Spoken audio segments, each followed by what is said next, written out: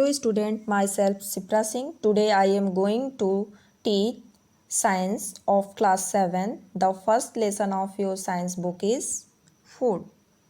Different animals take different kind of food. Green plants make their food by a process called photosynthesis. Human and animals get their food from plants or from smaller animals. This dependence for food on one another and various aspects of nutrition are discussed in this chapter. Now I am going to discuss about nutrition. All living organisms need energy to perform various activities. They obtain this energy from the food they eat. Energy is stored in the food materials as chemical energy. The process of taking food and its utilization by the body is called nutrition. Mode of nutrition. In living organism, food is the basic source of energy. Therefore, it is very important to know how different organisms get their food based on the food habit. The modes of nutrition in all living organisms are divided into two categories. First, autotrophs and second, heterotrophs. Example here, autotrophs, those organisms which can make food themselves from simple substances like carbon dioxide and water by the process of photosynthesis are called autotrophs. The mode of nutrition in which the organism make its food itself from simple inorganic substances is called autotrophic nutrition. Auto means cell and trophs means nourishment or holophytic nutrition. Autotrophs are the producer of food, so they are also called producers. Green plants make their food from carbon dioxide and water in the presence of chlorophyll and sunlight. So the mode of nutrition in green plants is autotrophic. Heterotrophic nutrition. Then heterotrophs, those organisms which cannot make food themselves by the process of photosynthesis and take food from green plants or animals are called heterotrophs. The mode of nutrition in organisms that cannot make their food and depend on others for their food is called heterotrophic nutrition. Heteros means other and trophs means nourishment or holozoic nutrition. Animals and humans do not make their food. They eat the food prepared by plants or eat the flesh of the smaller animals.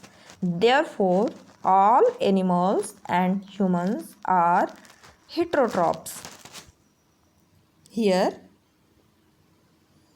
heterotrophs, this is and this is.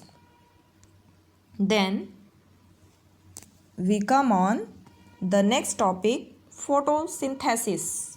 The word photo means light. The word synthesis means putting together. The process of photosynthesis therefore involves the putting together of ingredients such as carbon dioxide, water, oxygen. Putting together of ingredients such as carbon dioxide and water to make food in the presence of sunlight and chlorophyll. During photosynthesis, the essential ingredients are collected from the surroundings. These ingredients are discussed below. Here, stomata. The leaves of plant absorb carbon dioxide from the atmosphere Carbon dioxide is absorbed through minute opening on the underside of the leaves known as stomata. Are surrounded by bean-shaped guard cells on either swell. The guard cells expand and are pulled apart, creating the gap or the opening, which we refer to as stoma. When water is lost from the guard cells, they shrink and the gap is closed.